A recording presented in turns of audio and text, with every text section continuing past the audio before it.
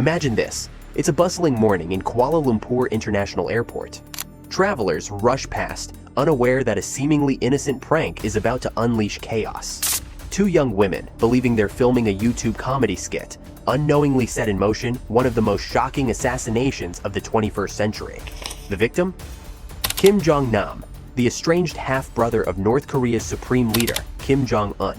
Welcome to Criminal Tracks, where we uncover the most mysterious and gripping stories from around the globe. Make sure to subscribe and hit the notification bell so you don't miss any of our deep dives into true crime and conspiracy.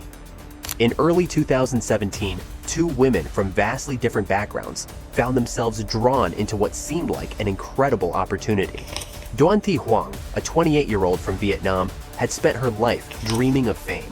Born into a poor farming family in Nam Dinh, she aspired to escape her humble roots and pursued a career in entertainment, competing in a televised singing contest and working in nightclubs to make ends meet. Siti Aisyah, a 25-year-old from a small village in Indonesia, faced her own struggles. Forced to leave school at 12, she married young and had a son, only to see her marriage fall apart.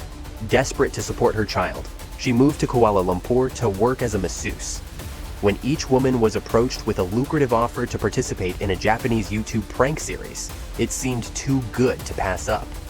The concept was simple. Approach strangers in public, smear lotion or baby oil on their faces, apologize, and walk away. They were promised up to $1,500 per day, a fortune for women with little to no financial security. Neither questioned the vague details or lack of formalities. After all, for women like Doan and Siti, this seemed like their chance to escape a life of hardship. As enticing as the opportunity seemed, there were glaring warning signs that Doan Thi Huang and Siti Aisyah overlooked in their eagerness for a better life. Neither woman was required to submit a resume, go through an interview, or even sign a contract. The producers, who introduced themselves as Mr. White and James, were suspiciously vague about the supposed Japanese YouTube channel they worked for.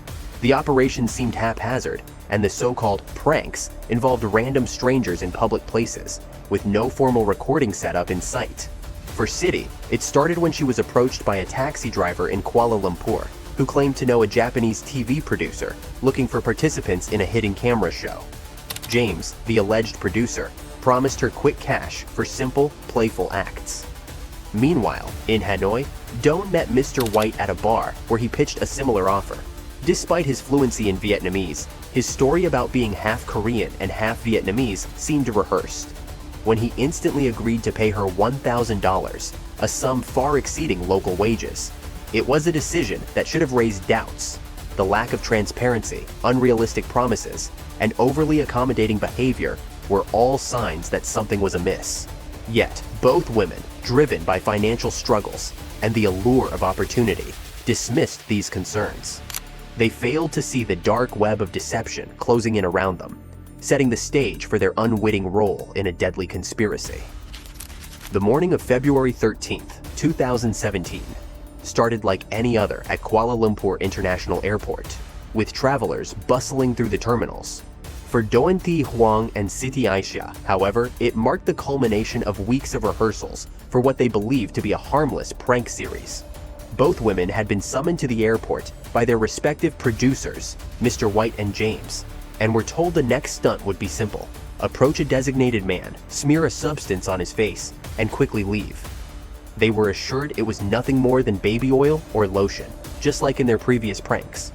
The women arrived separately at the airport, unaware of the true nature of their task or the danger they were walking into. Siti met James at a cafe near the terminal, where he handed her a small container filled with a clear liquid. He instructed her to pour it into her hands, approach the target from behind, smear it on his face, and immediately wash her hands at the nearest restroom. Doan, meanwhile, met Mr. White in a different part of the airport. He gave her a small cloth soaked in a pungent liquid and told her to follow the same instructions. Neither woman knew that they were each handling one component of a binary chemical weapon, the lethal VX nerve agent. Their target was a middle-aged man wearing a gray suit, casually walking through the terminal. Unknown to them, this man was Kim Jong Nam, the estranged half-brother of North Korean leader Kim Jong Un. For years, Kim Jong Nam had lived in exile, a potential threat to his brother's regime. His very existence made him a target, and this elaborate assassination plot was designed to eliminate him without drawing immediate suspicion. The women executed their roles without hesitation. City approached Kim Jong Nam first, smearing the liquid on his face as instructed. Moments later, Jong Un followed, pressing the cloth against his face before hurrying away. Within minutes, Kim Jong Nam began to exhibit symptoms of VX poisoning: blurred vision, difficulty breathing, and intense sweating. As he stumbled toward the airport clinic, he knew he had been attacked. Despite the medical team's best efforts, he succumbed to the poison on the way to the hospital. What neither Jong Un nor City realized was that VX nerve agent is one of the most deadly chemical weapons in existence. Just a few milligrams are enough to kill within minutes by disrupting the nervous system. However, because the VX was divided into two components, neither woman was exposed to its lethal effects. The separate components were harmless on their own, but became deadly when combined on Kim Jong Nam's face. The aftermath was immediate and chaotic. Surveillance footage captured the women fleeing to the restrooms, where they frantically washed their hands. Security quickly identified them and arrested both women within hours. They were charged with murder, and their claims of innocence, that they believed they were part of a YouTube prank, seemed almost unbelievable. Yet, as investigators dug deeper, it became clear that the two women were pawns in a much larger and more sinister scheme. For Jong Un and Siti Aisha, what had started as a seemingly innocent job opportunity had turned into a nightmare. Unwittingly, they had become the instruments of a high-profile assassination, their lives forever changed by a plot they never saw coming. The aftermath of Kim Jong Nam's assassination was swift and dramatic. Within hours, authorities scoured the airport's surveillance footage and identified Jong Un and Siti Aisha as the perpetrators. Both women were arrested, still reeling from the events and completely unaware of the gravity of their actions. In custody, they insisted they thought it was all part of a harmless prank for a YouTube show, a claim that initially seemed implausible to investigators and the public alike. The trial that followed became an international spectacle. The defense argued that the women were unwitting pawns, manipulated by North Korean operatives who had posed as producers. Prosecutors, however, pointed to the meticulous planning involved and the lethal nature of VX nerve agent as evidence of premeditated murder. Global outrage mounted as the spotlight shifted to the shadowy role of North Korea in orchestrating the attack.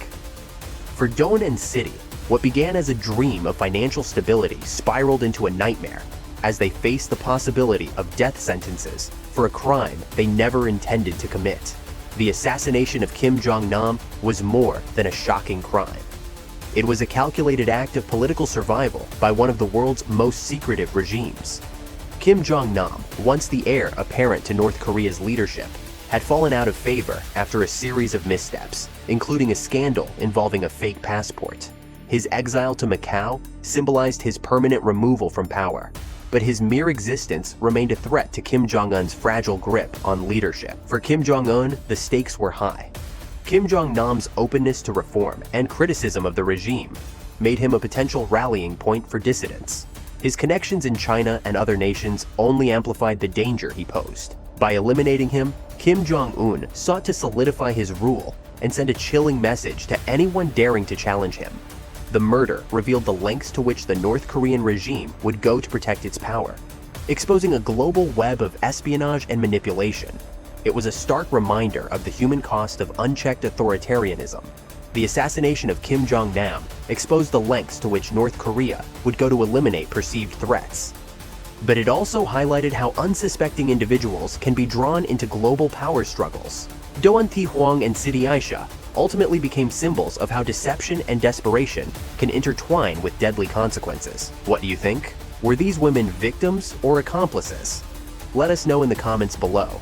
And if you enjoyed this deep dive, make sure to subscribe to Criminal Tracks for more stories that uncover the dark truths hidden in plain sight.